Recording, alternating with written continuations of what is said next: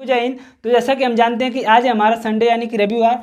तो रविवार के दिन हम क्या करते हैं कि रोजगार विद अंकित पे फ्री वीकली मॉक टेस्ट आता है यूपी पुलिस के लिए। तो उसमें 20 क्वेश्चन मैथ के भी आते हैं। तो उस 20 क्वेश्चन का सोल्यूशन हम इस वीडियो में देखने वाले हैं। तो वो 20 क्वेश्चन मैंने कैसे, मेरे 20 में 20 सही थे, वो मैंने कैसे सॉल्व किए थे वो तरीका मैं बताऊंगा। तो मैं बता दूं कि मैथ लगाने के बाद मैं सोल्यूशन भी नहीं देखता कि सोल्यूशन में कैसे सॉल्व किया था। मैं अपने तरीके से बताऊंगा कि मैंने 20 के 20 क्वेश्चन को कैसे सॉल्व किया था। तो बिना टाइम बर्बाद के चलिए देख लेते हैं। तो आप में से किसी का भी कोई भी क्वेश्चन गलत हुआ हो या ना लगा हो तो आप लोग उसे अच्छे से लिख लिया करिए, ठीक है। तो चलिए शुरू करते हैं। तो हमारा पहला क्वेश्चन है कि एक स्कूल में लड़कों और लड़कियों का अनुपात 35:39 है। यदि स्कूल में लड़कों और लड़कियों का औसत 740 है तो स्कूल में लड़कियों की संख्या। कह रहा है कि स्कूल में बॉय और गर्ल का अनुपात हमारा दे रखा है 35 और 39, ठीक है। तो अब हम इनको जोड़ लेते हैं। तो 9 5 14 की 4 3 6 आ गए 74, ठीक है। कह रहा है कि लड़कों और लड़कियों के औसत का अनुपात 740 है। अनुपात 740 है तो हम अनुपात में ही रेशियो से ही अनुपात निकाल देते हैं। तो अनुपात निकालने के लिए क्या करेंगे, बॉय और गर्ल से हमें क्या करना होगा, भाग देना होगा। तो 2 से अगर हम इसको भाग देंगे 74 को 2 से भाग देंगे तो ये आएगा 2 3 6 2 7 34 37 आ गया। तो 37 का मान हमारा 740 दे रखा है, ठीक। तो ये इससे कितना गुना ज़्यादा है, तो ये इससे 20 गुना ज़्यादा है।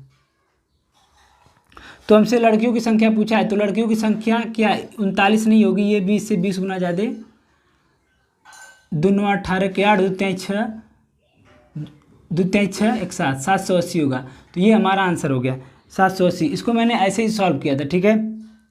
तो हमारा अगला क्वेश्चन है क्वेश्चन नंबर 2 जो कि सरलीकरण का है। क्वेश्चन में दे रखा है कि 3 माइनस, आप लोगों ने कर लिया होगा, ये काफ़ी आसान है, 3 × 8 भागे 2, इसका मान हमें बताना है। तो हम देख रहे हैं, हमको पता है कि का को पहले काट लो ता पीछे से भाग, गुणा करो धन जोड़ के ऋण को दियो घटाएं। तो हम पहले कोष्टक को सॉल्व करेंगे, कोष्टक में भाग को सॉल्व करेंगे। तो ये भाग है तो ये 2 चौक को 8 हो जाएगा, तो ये 4 3 12 हो गया, ये आ गया -3। अब -3 बाहर जाएगा तो ये प्लस हो जाएगा और एक कोष्टक हट जाएगा तो ये आ गया 6। तो हमारा आंसर आ गया इसका 6। तो 6 इसका आंसर है। अब अगला क्वेश्चन है क्वेश्चन नंबर 3। यहाँ पे हम देख लेते हैं, दे रखा है कि 2040 और 391। क्वेश्चन नंबर 3 कह रहा है कि इनका एचसीएफ बताना है। तो वैसे भी ऑप्शन हमारा दे रखा है 21 17, ऑप्शन हमारा दे रखा है 21 17 16 18। तो ये जो 16 है और ये 18 ये तो हमारा कभी मसा हो ही नहीं सकता क्योंकि ये सम संख्या है और यहाँ पे ये विषम संख्या दे रखा है। तो जब भी होगा तो कोई विषम संख्या ही होगा। तो हम 21 है यहाँ पे, तो 21 से देख लेते हैं, ये कटेगा तो 3 से काटेंगे तो 3 7 21, 3 से 18 3 8 24, तो 7 से ये कटेगा ही नहीं, यानी 21 भी नहीं होगा। तो 17 हमारा एलसीएम होगा। तो यही हमारा आंसर हो गया, ठीक है। सॉरी, मसा हमारा हो गया 17। एक ऐसी संख्या जिनसे ये दोनों कट जाए और उसके बाद ये किसी से न कटे, ठीक है। तो हमारा अगला क्वेश्चन है क्वेश्चन नंबर 4। करा कि 3 वर्ष पहले बेंगलोर की जनसंख्या 3 लाख थी। यदि यह संख्या क्रमिक 3 वर्षों के दौरान क्रमशः 2%, 5% और 4% की दर से बढ़ती है तो वर्तमान जनसंख्या क्या होगा। तो कह रहा है कि बेंगलोर की जनसंख्या कितनी है, 3 लाख। इकाई, दहाई, सैकड़ा, हज़ार, 10,000, लाख, 3 लाख है। कह रहा है कि पहले साल ये 2% बढ़ती है। पहले साल 100 पे 2% बढ़ जाती है तो 102 हो जाती है। तो ये तो हो गया हमारा पहले साल का, ये हमारा हो गया पहले साल का, ठीक। अब कह रहा है कि दूसरे साल इस पे कितना बढ़ती है, 5%। तो 105/100, दूसरे साल 105 बढ़ जाती है। अब तीसरे साल इस पूरे पे 4% बढ़ जाती है तो 104/100। बस इसे ही हमें सॉल्व करना है। सॉल्व करने के बाद पूछा है कि 3 साल बाद जनसंख्या कितनी होगी। तो 2 0 से 2 0 कट गया, 2 0 से 2 0 कट गया, 1 0 से 1 0 कट गया, ये आ गया 5 दूनी 10, 5 1 5, 5 दूनी 10, 2 5 10, 2 दूना 4, ये आ गया 3 × 102 × 21 × 52। तो यहाँ पे आपका कैलकुलेशन कितना अच्छा है, ये काम करने वाला है। तो बस इसी को सॉल्व करेंगे तो हमारा आंसर आ जाएगा, ठीक है। तो इसका आंसर अब आप लोग गुणा करके देख लीजिएगा। इसका आंसर आएगा 33 41 52। तो ये इसका आंसर आएगा। गुणा करने के बाद ये आएगा, ठीक है। तो ये हो गया हमारा आंसर। अब हमारा अगला क्वेश्चन है क्वेश्चन नंबर हमारे यहाँ पे 5 दे रखा है कि 18% और 22% की क्रमिक छूट एकल छूट के बराबर है। ये क्वेश्चन काफ़ी आसान है। क्या 2 छूट दे रखी है, एक तो 18%, देख रहे हैं क्वेश्चन कितना आसान है, एक तो 22%। तो 22% की 2 छूट दे रखी है। कह रहा है कि ये एकल छूट किस एकल छूट के बराबर है। तो इसका एक तरीका होता है कि 2 छूट x plus y plus x गुणे वाई बटे 100, ये हमारा हो गया परसेंटेज। तो इसी पे हम रख देंगे, तो 18 -18 -22, क्योंकि ये छूट है तो ये माइनस में रहेगा यहाँ पे, और माइनस यहाँ पे प्लस रहेगा, प्लस -18 गुणे -22 बटे में 100, ठीक है। और पूरे में आ गया परसेंटेज, ठीक है। अब ये आ गया 18 दूनी 30, ये आ गया 40 -40, ये माइनस माइनस प्लस हो जाएगा, तो ये प्लस, ये 18 दूना 36 के 6, 18 दूना 36 तो 39 बटे 100, ठीक है। ये आ गया हमारा परसेंटेज। अब ये 2 जीरो है तो यहाँ पे दशमलव लग जाएगा, तो ये हट जाएगा। तो अब क्या करेंगे, इसमें से इसको घटाएंगे, 40 में से इसको घटाएंगे तो ये आएगा 4, यहाँ पे आ गया 0 दशमलव, ये आ गया 6, ये आ गया 3, तो 36.04%, ये हमारा आंसर हो गया। यानी 18% और 22% की 2 छूट 36.04 एकल छूट के बराबर है, ठीक है। तो ये हमारा आंसर है। हमारा अगला क्वेश्चन है क्वेश्चन नंबर 6, जो कि अनुपात का है, रेशियो का है। क्वेश्चन में दे रखा है कि 4p बराबर 6q बराबर 9r दे रखा है। तो हमसे p, q और r का अनुपात हमसे पूछा है, ठीक है। क्वेश्चन काफ़ी आसान है, बेहद आसान है, इसमें कुछ नहीं करना है, बस सिंपल सा हम देख रहे हैं, यहाँ पे 4 है, यहाँ पे 6 है, यहाँ पे 9 है। तो हम एक ऐसा नंबर लेंगे जो इन तीनों का एलसीएम हो, तो इन तीनों का एलसीएम लेंगे तो 36 आएगा, 36 आएगा। अब यहाँ पे 4 है, इस 4 में p की जगह किससे गुणा किया जाए कि ये 36 हो जाए, तो 4 में 9 का गुणा करेंगे तो ये 36 हो जाएगा, ठीक है। अब ये 6 है, तो 6 में किसका गुणा करेंगे तो ये 36 बन जाए, 6 में 6 का गुणा करेंगे तो 36 बन जाएगा। अब यहाँ पे 9 है, तो 9 में किसका गुणा करेंगे तो 36 बन जाएगा, 4 का गुणा। तो बस हमारा पी क्यू आर का अनुपात आ गया 9:6:4। तो ऑप्शन नंबर डी इसका सही हो जाएगा, ठीक है। अब अगला क्वेश्चन है क्वेश्चन नंबर 7। तो यहाँ पे आप लोग क्वेश्चन नंबर 7 देख सकते हैं, जो कि समय और कार्य का है। कह रहा है परम अकेले एक काम को 24 घंटे में कर सकता है और चढ़र अकेले उस काम को 30 घंटे में कर सकता है। तो परम अकेले किसी काम को 24 घंटे में कर सकता है और चरण अकेले किसी काम को 30 घंटे में कर सकता है, 30 घंटे में कर सकता है। तो हम क्या करेंगे, इनका एलसीएम ले लेते हैं, कोई भी ऐसा नंबर जो दोनों से कट जाए। तो मैं ले लेता हूँ 24 3 72 720 अपने मन से, आप कुछ भी ले सकते हैं, तो मैं 720 ले लेता हूँ। तो मैं देख रहा हूँ यहाँ पे 24 3 72, ये 30 बार जा रहा है, यानी ये 720 काम 24 दिन में करता है, तो ये 30 दिन लगते हैं इसे। अगर ये 720 काम 30 घंटे में करता है तो एक दिन में 24 काम करता है, ठीक है।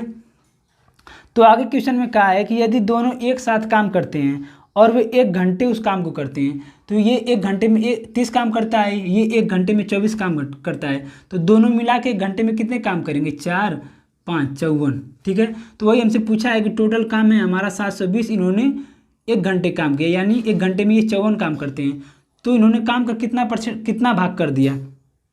तो बस काट देंगे, 8 3 के 54, 8 18 चौक 72, तो ये आ गया 3/40। तो यही हमारा आंसर है, यानी काम का 3/40 भाग पूरा हो गया। तो ये हमारा आंसर हो गया 3/40, ठीक है। तो इसको ऐसे सॉल्व किया था। तो अब आ जाते हैं क्वेश्चन नंबर 8 पे। तो हमारा अगला क्वेश्चन है क्वेश्चन नंबर 8 कि राजेश 25 किलोमीटर प्रति घंटा की गति से अपने दफ्तर जाता है और 20 किलोमीटर प्रति घंटा की गति से अपने घर वापस आता है।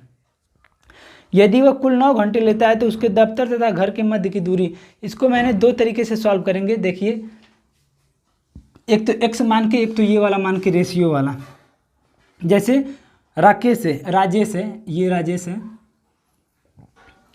ये 25 किलोमीटर प्रति घंटा की गति से अपने दफ्तर जाता है और 20 किलोमीटर प्रति घंटा की गति से वापस आता है। तो मैं क्या करूँगा, एक एलसीएम ले लूँगा, इन दोनों का एलसीएम लूँगा जो इन दोनों से कट जाए। तो मैं 100 ले लेता हूँ, तो 25 चौक को 100, यानी ये अपने ऑफिस जाने में 4 घंटा लेता है और घर आने में 5 घंटा लेता है। 20 5 से 100 कह रहा है कि ऑफिस जाने और घर वापस आने में इसे 9 घंटे लगते हैं। तो हम देख रहे हैं यहाँ पे ये 4 घंटे ले रहा है, यहाँ पे 5 घंटे, तो टोटल इसे कितने घंटे लग रहे हैं, 9 घंटे। और क्वेश्चन में भी हमारा 9 घंटे ही का है, ठीक है, 9 घंटे ही का है। 9 घंटे ही का है, तो इससे कितना गुना ज़्यादा, तो इससे 1 गुना ज़्यादा। तो हमारी दूरी कितनी होगी, इससे 1 गुना ज़्यादा 100 किलोमीटर। तो यही हमारा आंसर हो गया 100 किलोमीटर।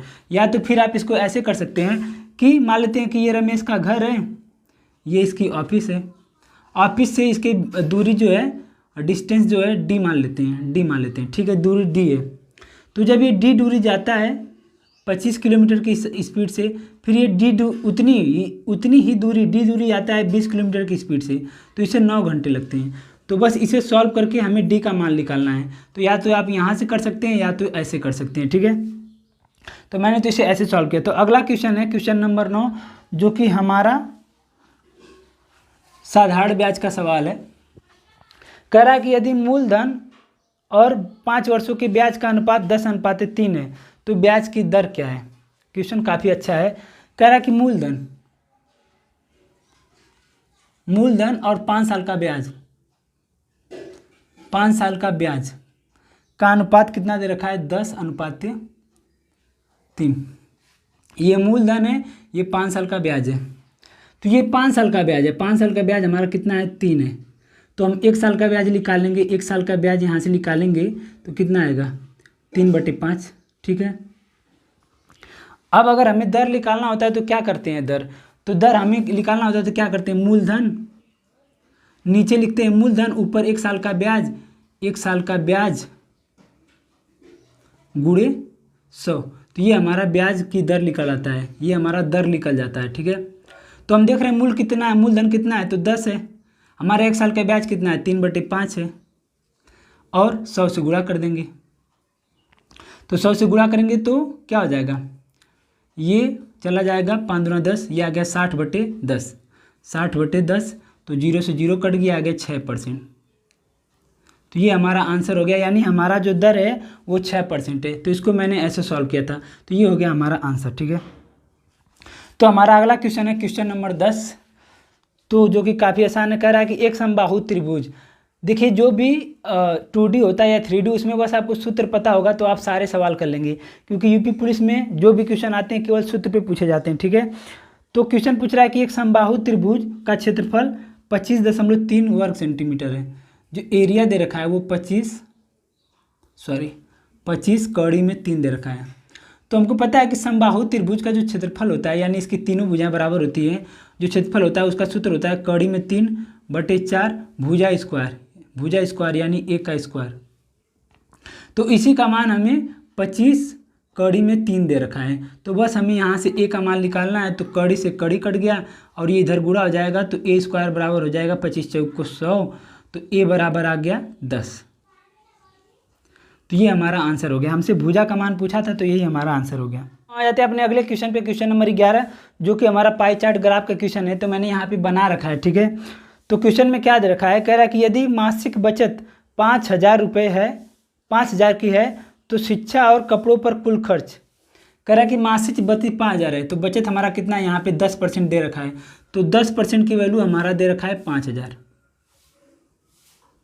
तो यहाँ से 1% की वैल्यू निकालेंगे, तो 1% की वैल्यू हमारी हो जाएगी 500, ठीक है। अब आगे क्या आ रहा है कि शिक्षा और कपड़ों पर कुल खर्च, शिक्षा और कपड़ों पे, शिक्षा हमारा 20% है, कपड़ा हमारा 9% है। कुल खर्च पूछा यानी 29, 1% का मान हमारा 500 दे रखा है, तो 29% का मान पूछा है, तो 29% का मान निकालने के लिए दोनों तरफ गुणा कर देंगे। तो इधर 29 गुणे 500, तो 9 5 45 के 5 दूना 10 4 14, ये हो गया हमारा आंसर 14,500। तो ये हमारा इसका आंसर हो जाएगा, ठीक है। तो हमारा अगला क्वेश्चन है क्वेश्चन नंबर 12, ये भी इसी पाई चार्ट का क्वेश्चन है। क्वेश्चन में दे रखा है कि यदि हाउसिंग पर होने वाला खर्च कपड़ों पर होने वाले खर्च से 1680 रुपये अधिक है, हाउसिंग यानी 1500, हाउसिंग यहाँ दे रखा है 1500, हाउसिंग पर होने वाला खर्च 1500 है, और कपड़ों पर होने वाला खर्च, तो कपड़ों पर होने वाला खर्च 9% है, ये 9% है। तो इनके बीच में अंतर देख रहे हैं, ये इससे कितना ज़्यादा है, तो इससे 6% ज़्यादा है। तो कह रहा है कि 6% ज़्यादा नहीं है, वो 1680 ज़्यादा है, 1680 ज़्यादा है, यानी 6% का मान 1600 दे रखा है। तो हम 1% का मान निकाल लेते हैं यहाँ से, तो 6 दूनी 12 6 8 48 280 आ गया, ठीक। आगे कह रहा है तो वार्षिक बचत कितनी है, तो बचत हमारा कितना है 10%, तो हम 10% का मान निकालेंगे, तो 10 परसेंट का माना जाएगा 2,800 इतना रुपये, ये आ गया 10%। तो ये मासिक बचत है। यहाँ ऊपर आप लोग ध्यान से पढ़ेंगे तो ये जितना भी डाटा दे रखा है ये मासिक यानी महीने का दे रखा है, तो हमसे वार्षिक पूछा है तो इसमें 12 से गुणा करना पड़ेगा। तो 12 0 0 12 0 0 12 8 96 6 12 दूनी 24 24 9 33, तो ये हो गया हमारा 33,600। तो ये हमारा इसका आंसर आ गया कि उसकी वार्षिक बचत 33,600 रुपये होगी। तो यही इसका आंसर है। अब अगला क्वेश्चन है क्वेश्चन नंबर 13, ये भी हमारा इसी पे है, इसको देख लेते हैं। कह रहा है कि भोजन और शिक्षा को मिलाकर केंद्रीय कोण कितना है। भोजन और शिक्षा को मिला के, भोजन हमारा है 40%, शिक्षा हमारा है 20%, तो इसको हम जोड़ लेंगे तो ये आ जाएगा 60%। ठीक है, तो इसका केंद्रीय कोण पूछा है, तो जब भी केंद्रीय कोण पूछे तो हमें क्या करना होगा। सबसे पहले हमको पता है कि अगर कोई केंद्रीय कोण है तो ये कितने अंश का कोण बनाएगा। एक जो गोला है ये कितने का कोण बनाएगा, ये पूरा 360 डिग्री का कोण बनाएगा, ये पूरा 360 का कोण होता है। तो हम क्या करेंगे, सबसे पहले इन सबको जोड़ेंगे, तो ये सारों को आप जोड़ेंगे तो ये 100 हो जाएगा।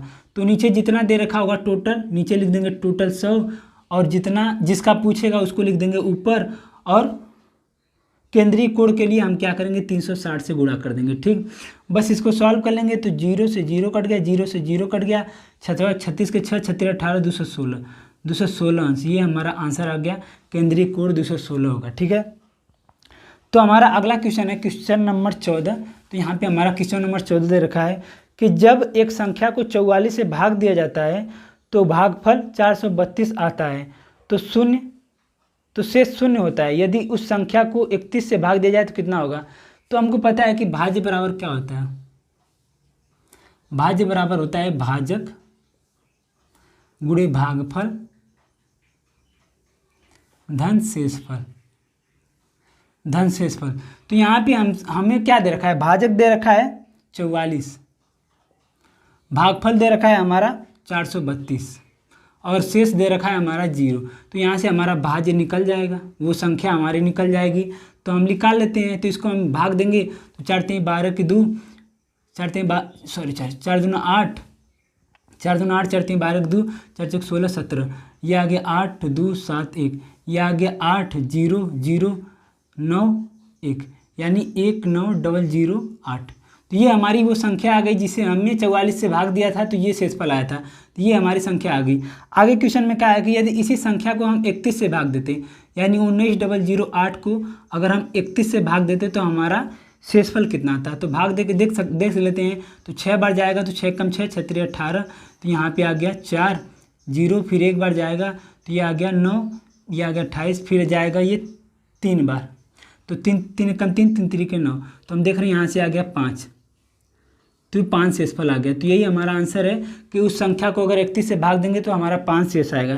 तो इसको ऐसे सॉल्व करना था। ठीक है, तो हमारा अगला क्वेश्चन है जो कि सरलीकरण का है, काफ़ी आसान है। आई होप कि आप लोगों ने इसे लगा लिया होगा, कुछ करना नहीं है, आराम से लग जाएगा, आप लोग लगा लीजिएगा। ठीक है, अगला क्वेश्चन है क्वेश्चन नंबर 16। कह रहा है कि गौरव ने 6 रुपये में 5 वस्तु के हिसाब से कुछ वस्तु खरीदी, ठीक, और उन्हें 11 रुपये में 10 वस्तुओं के हिसाब से बेच दिया। उसके हानि प्रतिशत की गणना करिए। क्वेश्चन बेहद आसान है। इस टाइप का जब भी क्वेश्चन आता है तो बस इसे सॉल्व करने का एक ही तरीका है, एक ही तरीके से सारे क्वेश्चन सॉल्व होते हैं।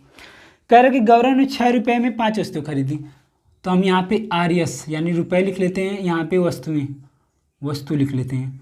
तो कह रहा है कि 6 रुपये यानी रुपये के नीचे 5 वस्तु खरीदी, 5 वस्तु के नीचे, ठीक है, वस्तु के नीचे। आगे कह रहा है कि उसने और उन्हें 11 रुपये में यानी 11 के हिसाब से 10 वस्तुएं बेच दी, ठीक। ये जो क्वेश्चन में कहा है वो हमने कर लिया। तो अब हमें क्या करना होगा, हम सबसे पहले क्या करेंगे, वस्तु को बराबर करेंगे। ये देख रहे हैं 5 है, ये 10 है, तो बराबर करने के लिए क्या करेंगे, इसमें 2 से गुणा करना पड़ेगा। तो 2 से गुणा करेंगे तो इसमें भी 2 से गुणा करना पड़ेगा, तो ये हो जाएगा 6 की जगह हो जाएगा 12, तो ये हो गया हमारा 12, ठीक है। तो बस हमारा निकल गया, यानी पहले जो चीज़ थी 12 की उसे हमने बेच दिया 11 रुपये में। अब ये 10 हो गया, तो हमने पहले 10 वस्तुएं 12 रुपये में खरीदी थी, तो अब 10 रुपये 11 रुपये में बेचते हैं, तो हमें कितने का हानि हुआ, तो 12 रुपये पे 1 रुपये की हानि हुई। 12 माइनस 11 गुणे 100, तो यहाँ से आ जाएगा 100/12। अब ये आ जाएगा 25, 4 दूना 8, 25 4 3 12, ये आ जाएगा 8 तरीके 24 1/3। तो ये इसका आंसर हो गया 8 सहित 1/3, ये इसका आंसर हो जाएगा। तो इसको सॉल्व करने का बस सिंपल तरीका है कि इन दोनों को बराबर करना पड़ेगा। बराबर करने के बाद रुपया हमारा आ जाएगा, तो देख लेंगे कि कितना कम बेसी ज़्यादा है, तो उसी के हिसाब से हमारा लाभ हानि निकल जाएगा। ठीक है, क्वेश्चन दे रखा है क्वेश्चन नंबर 17 जो कि औसत का है, और इस टाइप के क्वेश्चन सॉल्व करने का मुझे लगता है इसी तरीके से मैं सॉल्व करता हूँ। कह रहा कि 42 संख्याओं का औसत 37 है, इनमें से पहली 26 संख्याओं का औसत 32 है, अंतिम 17 संख्याओं का औसत 44 है, तो 26वीं संख्या हमें बतानी है। तो कह रहा है, मैंने यहाँ पे लिख रखा है ताकि हमारा टाइम बच जाए। 42 संख्याओं का औसत 37 है, तो 37 में 42 का गुणा करेंगे तो 42 संख्याओं का हमारा नंबर निकल जाएगा। फिर कह रहा कि 26 पहली 26 संख्याओं का औसत 32 है, तो 32 में 26 का गुणा करेंगे तो ये औसत निकल जाएगा 26 संख्याओं का। फिर कह रहा है कि 17 संख्याओं का औसत 44 है, तो 44 में 17 का गुणा करेंगे तो इन संख्याओं का पूरा जोड़ निकल जाएगा। तो हम देख रहे हैं ये सब 26 और 17 को जोड़ेंगे तो 7 6 13 के 3 2 3 ये 43 हो जा रहा है, तो एक संख्या ज़्यादा हो जा रही है। तो हमसे 26वीं संख्या पूछा है, तो हम इसको जोड़ेंगे तो 8 2 10 के 0 4 3 7 1 8 8 7 15, ठीक है 15 आ गया। तो हमसे 26वीं संख्या पूछा है, तो ये 43 संख्याएं हो गई ना, तो इस 43 में से इस 42 वाले को घटाएंगे तो जो भी आंसर आएगा वो 26वीं संख्या होगी। क्यों? क्योंकि 26वीं संख्या 2 बार काउंट हो गई, एक बार इसमें एक बार इसमें। तो हम 1580 में से उस टोटल वाली संख्या को घटाएंगे 1554 को, तो हमारा 26वीं संख्या निकल जाएगी, 26वीं संख्या निकल जाएगी। ठीक है, तो घटा देंगे तो ये आ गया 6, यहाँ पे आ गया 2 26, तो ये हमारा इसका आंसर हो गया। तो बस इसको ऐसे सॉल्व करना था। तो जब भी इस टाइप का क्वेश्चन आएगा तो इसी तरह सॉल्व करना होता है। तो हमारा अगला क्वेश्चन है, अपना अगला क्वेश्चन देख लेते हैं। यहाँ पे कह रहा कि 8 वर्ष पहले ए और बी की आयु का अनुपात 9:10 था। क्वेश्चन काफ़ी आसान है। अब से 4 वर्ष बाद उनकी आयु का अनुपात 12:13 होगा। सी की वर्तमान आयु क्या है यदि उसकी आयु ए से 6 वर्ष अधिक है। कह रहा कि ए 8 वर्ष बाद ए और बी की, तो मान लेते हैं कि ए और बी की वर्तमान आयु, ये वर्तमान आयु हमें पता नहीं। कह रहा कि अब से 8 वर्ष पहले, कह रहा कि अब से 8 वर्ष पहले उनकी आयु का अनुपात 9:10 था। ठीक, कह रहा कि अब से 4 वर्ष बाद, यानी वर्तमान से 4 वर्ष बाद उनकी आयु का अनुपात 12:13 होगा,